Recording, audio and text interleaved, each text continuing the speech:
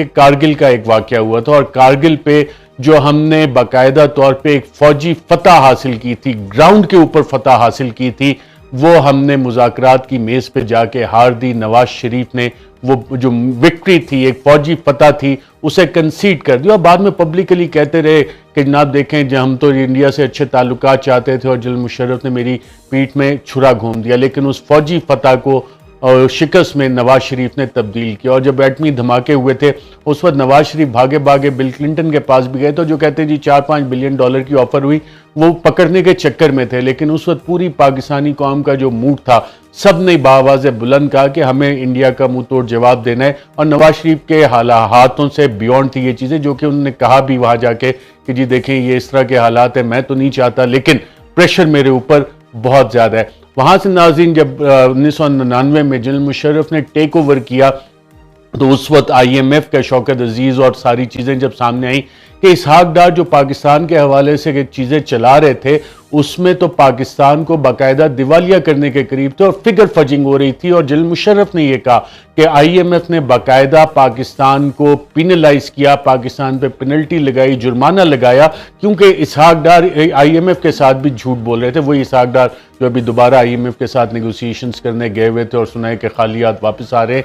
और इकनॉमिक जो पाकिस्तान की माशी सूरत हाल थी, उसके बाद जनरल मुशर्रफ के दौर में उसे निकालने की कोशिश की गई, काफ़ी सारे इकदाम लिए गए, इकॉनमी के बेहतर किया गया। और इकॉनमी जो शौकत अजीज़ ने इकदाम लिए, जो उसमें मिडिल क्लास थी, उसको भी कुछ बेनिफिट्स वगैरह आने शुरू हुए। लेकिन उसके बाद नाज़रीन जो ये सिलसिला था, उसमें कोशिश ये की गई कि इस तरह से तो वो काम नहीं हुआ माशी तौर पे। और आज अगर आप पाकिस्तान को देखें तो आपको माशी थ्रेट्स भी बाकायदा तौर पे, माशी खतरा आपके सर पे मंडला रहा है कि पाकिस्तान इंटरनेशनली कहीं डिफॉल्ट ना कर जाए। मूडीज की इस हवाले से रिपोर्ट्स आ रही हैं, प्रिडिक्शंस आ रही हैं, पाकिस्तान के सॉवरन बॉन्ड जो हैं उन पे जो इंटरेस्ट रेट और उसकी जो कीमत है इंतहाई गिरती जा रही है आलमी मार्केट में। और सब कह रहे हैं कि पाकिस्तान जो है बड़ी तेजी से श्रीलंका वाले रास्ते पे जा रहा है। और इमरान खान ने यही जिक्र किया कि वहां पे और यहाँ पे फर्क यह है कि यहाँ पे एक सियासी जमात है जिसने अभी तक लोगों के गम और गुस्से को चैनलाइज किया हुआ है, उन्हें एक वे आउट दिया हुआ है, उन्हें एक उम्मीद की किरण दी हुई है। और ये वाहिद सियासी जमात है जिसने अभी तक जो अगर कॉल दे दी गई तो इमरान खान बड़ा सही कहते हैं कि फिर मेरे हाथ से भी चीजें निकल जाएंगी। क्योंकि अगर आप माशी हालात देखें तो लोगों का 2 वक्त का खाना खाना मुश्किल हो गया, बिजली के बिल आसमानों से बातें कर रहे हैं, अशियाए खुर्दो नोश की जो कीमतें वो आसमानों से बातें कर रही हैं। और ऐसे हालात में अगर कॉल देते हैं या कॉल नहीं भी देते और लोगों को एक आउटलेट नहीं मिलता, उम्मीद नहीं मिलती कि एक ऐसी सियासी जमात जो पूरे पाकिस्तान को इस वक्त नुमाइंदगी कर रही है, वो गिलगित बल्तिस्तान में इमरान खान की नुमाइंदगी, आज़ाद कश्मीर में इमरान खान की नुमाइंदगी है, बलूचिस्तान में इमरान खान की नुमाइंदगी है। और अभी हालिया इलेक्शन में फिर एक दफा इमरान खान ने साबित किया कि खैबर पख्तूनख्वा में, सिंध में, पंजाब में ओवरवेलमिंग 2/3 मेजॉरिटी, 2/3 अक्सरियत उनके लोग एतमाद कर रहे हैं। और ये जानते बूझते हुए कि इमरान खान ने असेंबली में नहीं बैठना, उन्होंने ये वोट इसलिए दिया इमरान खान को कि जो इमरान खान बातें कह रहे हैं उस पर लोगों को एतमाद है, उन्हें इस हुकूमत पे एतमाद नहीं है। एक मिनी रेफरेंडम था जो सामने आया है, और उसके सामने खड़ा कौन था? उसके सामने नवाज शरीफ, जो कि सिर्फ पंजाब का लीडर रह गया है। और अब पंजाब में भी उनकी वो मकबूलियत खत्म हो चुकी है। जब उनसे लंदन में सवाल किया कि जनाब ये ज़िमनी इंतखाबात में क्या हुआ, तो बाप और बेटी मरियम नवाज दोनों के पास इसका जवाब नहीं था कि पंजाब का जो लीडर अपने आप को कहता था वो पंजाब में भी अब खत्म होता जा रहा है। अगर आप पीपल्स पार्टी को देखें तो वो सिर्फ सिंध की पार्टी होकर रह गई, और सिंध में भी खास तौर पे अंदरूनी सिंध की एक जमात बनकर रह गई है। पूरे पाकिस्तान में उनकी रिप्रेजेंटेशन उस तरह से नहीं है। मौलाना फजलुर रहमान, उनकी रिप्रेजेंटेशन शायद चंद मदरसों तक है, कुछ बलूचिस्तान के इलाके, लेकिन मदरसों की जो उनकी फोर्स है, शायद इस्टेब्लिशमेंट को उसके स्ट्रेटेजिक कुछ यूज होगा, कुछ फायदे होंगे, जिस वजह से मौलाना फजलुर रहमान जैसे शख्सियत को बर्दाश्त किया जाता है। और ओवर द ईयर्स उनकी बात इस्टेब्लिशमेंट सुनती है, क्योंकि कुछ जो स्ट्रेटेजिक डिजाइन होते हैं उसमें वो मैन पावर चाहिए होती है, वो फोर्स चाहिए होती है जो उन मदरसों से आ रही होती है। ANP को आप देख लें, सिर्फ खैबर पख्तूनख्वा तक, तो इस वक्त जो एक वाहिद आवाज है जो पूरे पाकिस्तान की नुमाइंदगी कर रही है वो इमरान खान है, जो लोगों को एक उम्मीद भी दे रहे हैं इस इकोनॉमिक क्राइसिस से। और ये जो पाकिस्तान के खिलाफ नाज़रीन जो चीजें शुरू हुई थी,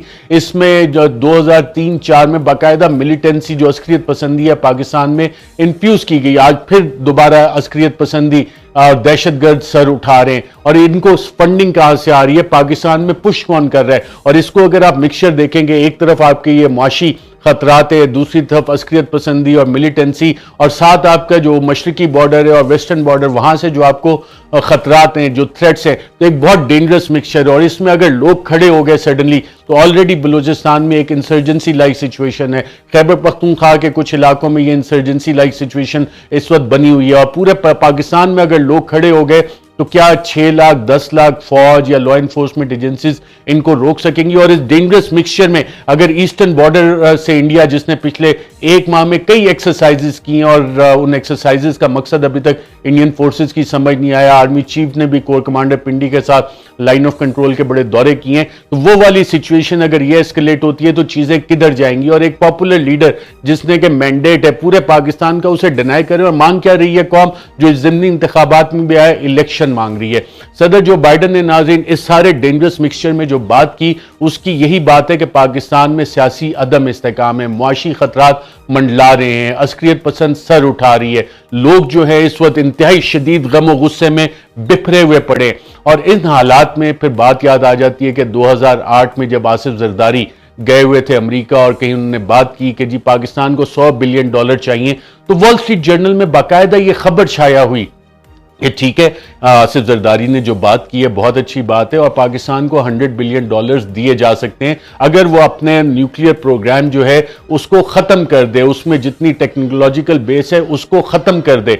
और ना सिर्फ ये, पाकिस्तान को हम जैसे F-35 तैयारे, अपाची हेलीकॉप्टर्स और बाकी सारी चीज़ें भी हम अमेरिका दे सकते हैं। और ये बाकायदा 2008 का ये आर्टिकल छपा, ये प्रपोजल सामने आया, और इसके बाद इस पर मुतअद्दिद बार काम भी होता रहा। आप मुख्तलिफ जो थिंक टैंक्स हैं उसमें ये चीज़ें छपी कि पाकिस्तान का न्यूक्लियर प्रोग्राम जो है इंतहाई कमज़ोर है। ना सिर्फ ये, जो नेशनल इंटेलिजेंस एस्टिमेट्स अमेरिका क्या है, ये प्रिडिक्शंस भी की गई कि देखें जी 2015 तक तो पाकिस्तान नक्शे पे नहीं होगा दुनिया के, पाकिस्तान के मुख्तलिफ हिस्से हो जाएंगे और इंडिया पाकिस्तान पे हमला कर देगा, और ये इस तरह से चीज़ें हो जाएंगी पाकिस्तान की इंटरनल इंस्टेबिलिटी की वजह से, पॉलिटिकल इंस्टेबिलिटी की वजह से। और वो डेंजरस मिक्सचर आज दोबारा तैयार करके रखा गया है, जिसकी तरफ सदर जो बाइडन ने इशारा दिया बाकायदा तौर पे। और इस हवाले से नाज़रीन अगर आप दस्तावेजात देखें जो कि चंद डीक्लासीफाई भी हुए, चंद अमरीकी जो थिंक टैंक्स की रिपोर्ट्स हैं, कुछ जो अखबारात में वहाँ पे चीज़ें छपी मीडिया में, कि अमेरिका ने तो बाकायदा ये एक्सरसाइज की हुई है कि अगर पाकिस्तान के हालात इस डेंजरस मिक्सचर की तरफ जाते हैं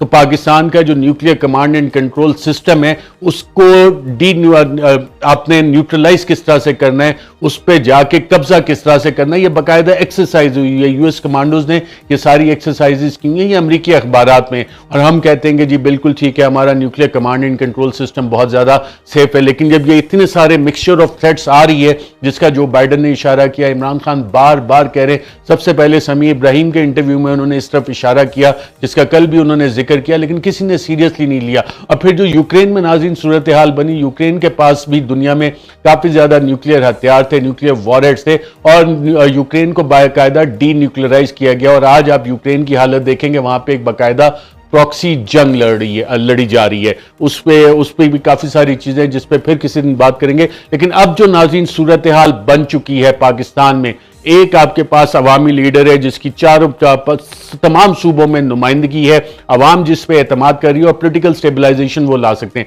और अगर ये कॉल दे दी गई तो इमरान खान बिल्कुल सही कह रहे हैं, जितना डेंजरस मिक्सचर है ये, जो थ्रेट मैट्रिक्स इस वक्त बना हुआ है, थ्रेट स्पेक्ट्रम पे अगर इन सारी चीजों को देखें तो फिर ये किसी के काबू में नहीं आएगा, क्योंकि